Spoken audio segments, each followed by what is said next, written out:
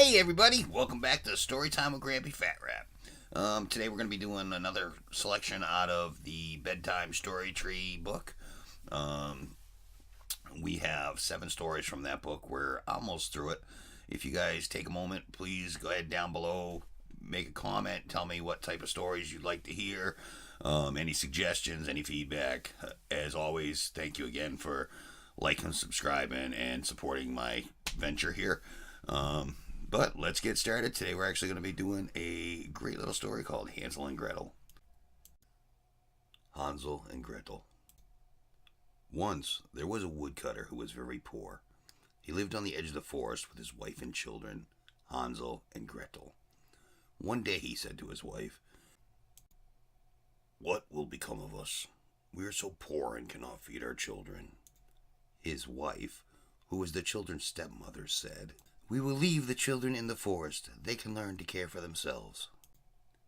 Hansel and Gretel were, "What will become of us? We are so poor and cannot feed our children." His wife, who was the children's stepmother, said, "We will leave the children in the forest. They can learn to care for themselves." Hansel and Gretel were listening at the door.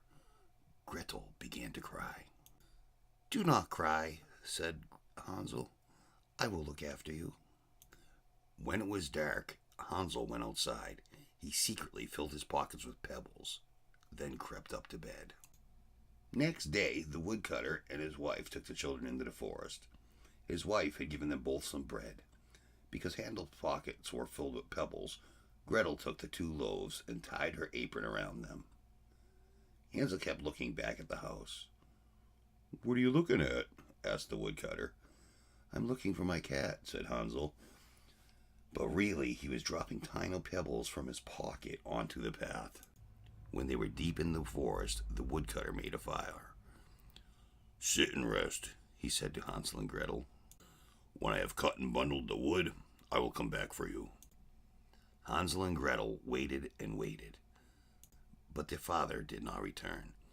At last, totally exhausted, the children fell asleep. When Hansel and Gretel woke, it was dark and they were very alone. Fearful and hungry, Gretel began to cry. "Do not cry," said Hansel. "As soon as the moon rises, I will take you home."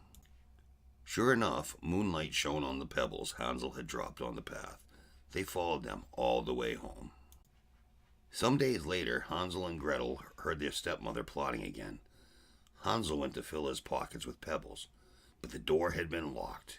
He could not get outside.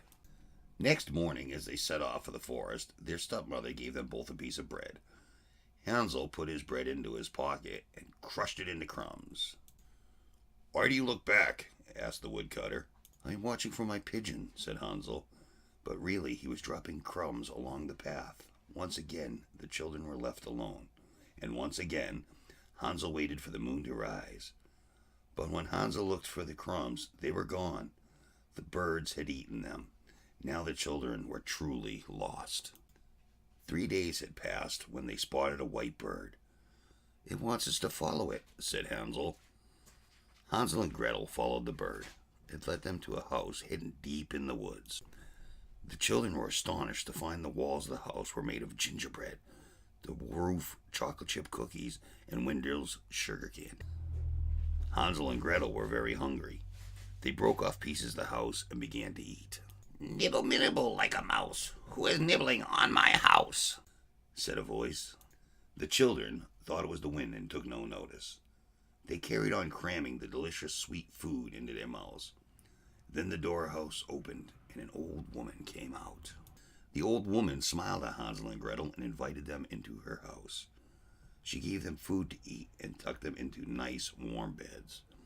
The children thought she was very kind.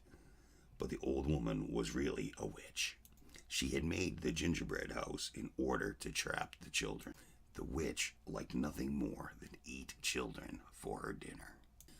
Suddenly, the witch grabbed Hansel and locked him into a stable with bars at the door. Then the witch went to Gretel. "Wake up, little girl. Go and cook something for your brother," she said. "I want to fatten him up before I eat him." Gretel wept, but knew that she had to do as she was told. Hansel was given the best food. Gretel had only the leftovers. Every day the witch made Hansel put his fingers through the bars, and every day Hansel held out a thin bone instead of a finger. Luckily, the old witch could not see very well, so every day she said, "Not fat enough yet." One day the witch could wait no longer. "Fetch some water, girl. Fill the pot," she said. When that was done, she said, "Crawl into the oven, girl, and check that it is hot." The witch was about to push Gretel into the oven. Gretel guessed what the witch was going to do. "I don't know how to get into the oven," she said. "Silly girl," said the witch. "I will show you." As the witch crawled into the oven, Gretel stood behind her, then pushed the witch into the fire and shut the door.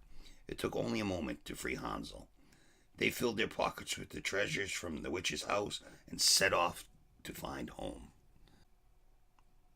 Their journey was not easy, and once they were helped across the lake by a friendly white duck. When they came to a part of the forest that was familiar, they knew their home was near. The woodcutter was overjoyed to see his children safely back and hugged them. He told them their stuffed mother was dead. They sold the witch's treasure and lived happily ever after. The end. Well, guys, I hope you enjoyed this story. Keep an eye out. We'll be coming back with another one real soon. The next one that we're going to be doing is actually called The Snow Queen, which is a chilling little story. But come on back and we'll do it again. Until then, love and peace. You guys listen to your parents, and we'll see you again soon.